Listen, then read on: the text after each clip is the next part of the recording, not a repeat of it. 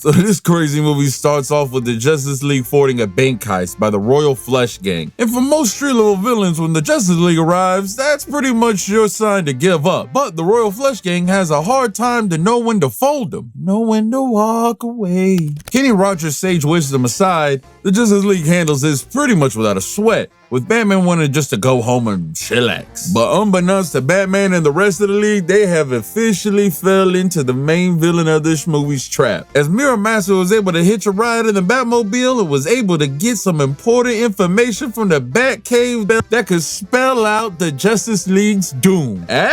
You like how I did that? You know, the word, I put the title with the joke. Okay. So while the Justice League is enjoying a win, the villains of each one of these superheroes are meeting up in a swamp, with Bane being the first one there. And then it gets snuck by a crocodile. Yum, yum, yum. Delicioso. So my boy goes full Steve Irwin and freaking wrestles this thing and breaks his neck. And we get to see all the other villains. Metallo, one guy who I'm not even gonna pronounce, I'm just gonna call him Bootleg Martian Manhunter, and the two baddies of the movie being Cheetah and Star Sapphire. Like, God, thank you for this blessing, you know what I'm saying? But while these villains are doing introductions, a whole headquarters comes out of the swamp. Just like in the old cartoons, like, ooh, they hit nostalgia just right with this one. So you think you're about to see Lex Luthor since you know he was the founder of the whole Legion of Doom. But instead we're surprised to learn that it was actually Vandal Savage that brought these people together. And he tells them straight up, like, hey, none of y'all been able to sauce up not one single Justice League member,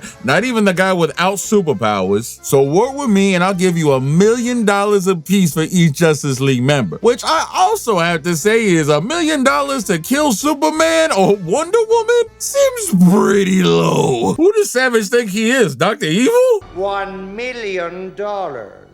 But now with the Legion of Doom finally assembled, Vandal Savage puts his plan into motion. Well, the Flash responds to Mirror Master holding a train hostage and reveals his very lazily named invention to get the Flash.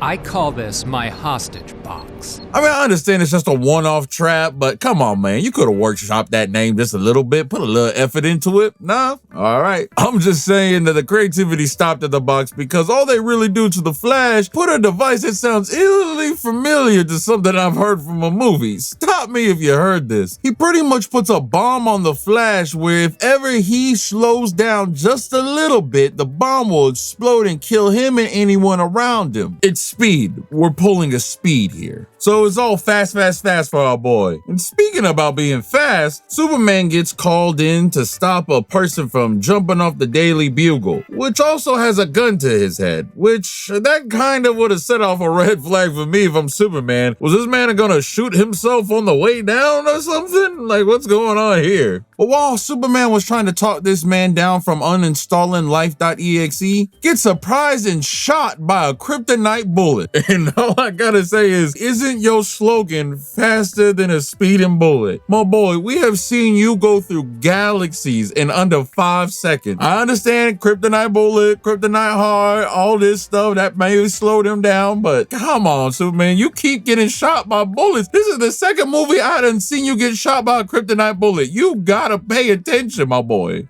But the rest of the Justice League was having a bad day as well, as Wonder Woman got drugged up by the cheetah and started seeing double. There's a nanovirus in her brain pretty much makes everything she sees and everyone she interacts with look like Cheetah. So this is really wild to know when you see this group of cheetahs that is just pedestrians think that they can fight off against Wonder Woman. Just run, my boy. And so whoever Wonder Woman just threw like this is dead.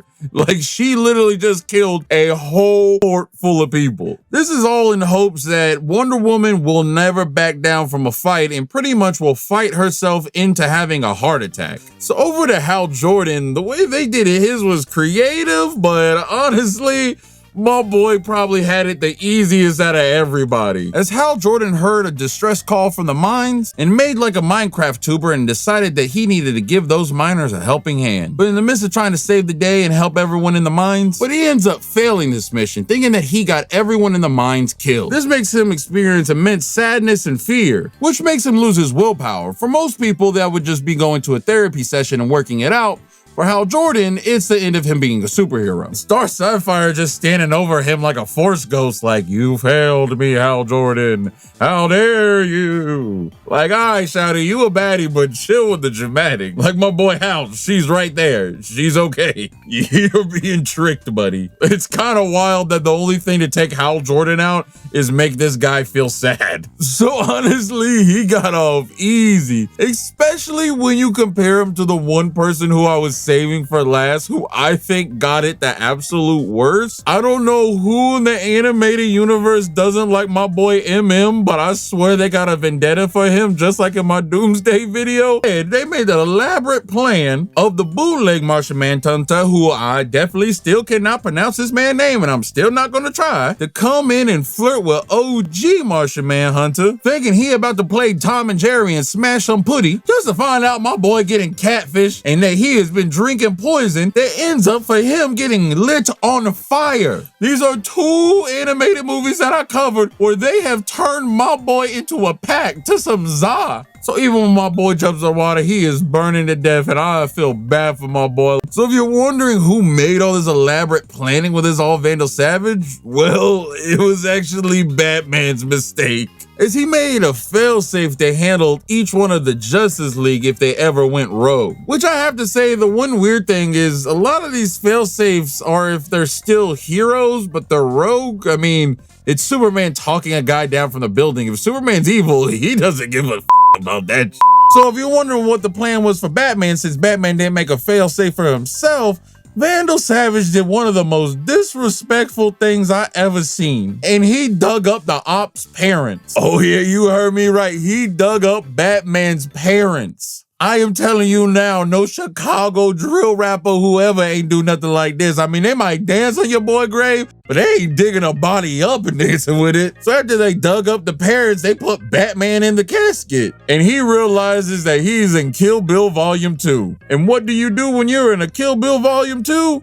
You do a Kill Bill and start punching the hell out that casket. And I have to say, this has to be one of the most badass Batman moments, because he legit 1-inch punches his way out of the casket until his knuckles start bleeding. But with so much willpower and persistence, he was able to get out of this Mr. Beast Buried Alive challenge. So he tries to contact the Justice League, and what's happening?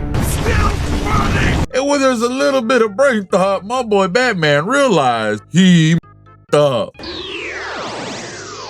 Meanwhile, with the Legion of Doom. So back with the Legion of Doom, they celebrating a job well done, toasting, popping champagnes, and looking like a whole music video in this mug. Until the celebration was cut a little short when Vandal Savage tells them the actual plan. First telling them that he used to be a monkey-brained caveman until he gained immortality and intelligence, and because he lived so much life, he wants to bring things to simpler times, and that he's gonna reset the whole world, turning them pretty much into God. So Cheetah takes his immortality theory into question and slices his man's throat, because they realizing that, hey, the money that they were offered is gonna be useless in this new world. So Savage just regenerates, gets back up, and Pip named Slitzbacks the hell out of Cheetah, pretty much telling them, you was right. And they all fall into line. But just like any villain's weakness, they celebrate a little too early, as Batman is on his way to save all the Justice League.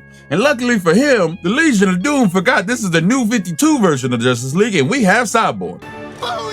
So he's able to go to Wonder Woman and help her out, but her still being high as hell, pulls off a straight up fatality move on my boy. Like, Wonder Woman, you know you the hero, right? If that was actually Cheetah, you would have just ripped her whole arm off. Luckily it was Cyborg, and he was able to hit her with some bad tunes and getting her mind right.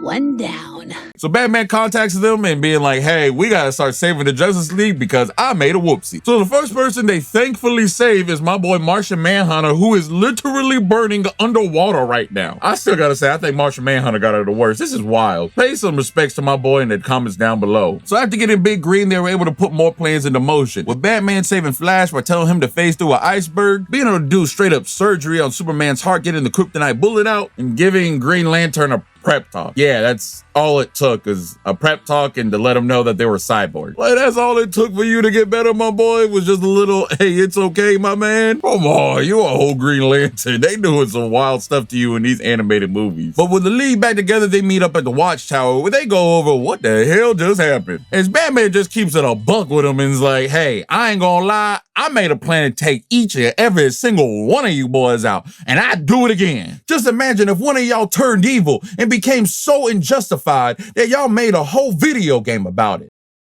Why is everybody looking at me? But with the Justice League hearing this news and feeling a bit betrayed by their own homeboy who was plotting on the whole time, know that they need to deal with the situation at hand and handle the League of Doom, who are still celebrating, getting ready for the end of the world, where they're gonna be the new gods of it, until the Justice League shows up. And you know the Justice League had to be pissed because they just handled each one of their respective villains, which makes sense. You know, Flash's deals with Mirror Master, Wonder Woman deals with Cheetah, but I don't get why Superman has to deal with Metallo. I mean, this is the Justice League and we're supposed to work as a team. I mean, Wonder Woman, you could definitely tag out Superman, who has to fight the guy who literally is made of his one weakness. But everyone handles their villains respectively, and even Martian Manhunter gets revenge on getting burned by burning the other bootleg version of him in a lot worse of a way. Put whatever his name is on a pack. And Vandal Savage went down probably the worst because my boy just gets one-shotted. And the League still needs to save the day as a big wave of energy is coming to hit the Earth to reset it and targeting the Legion of Doom's headquarters. So Superman throws that thing into the atmosphere and they were able to save the day. But after all the commotion, they knew that they had to have a talk on their hands, as they needed to discuss the things on Batman turning homie to op by having all these plans on him and asking what his true explanation was. And he just tells them straight up, hey, if you think I'm the bad guy for having a plan for all the superpowered people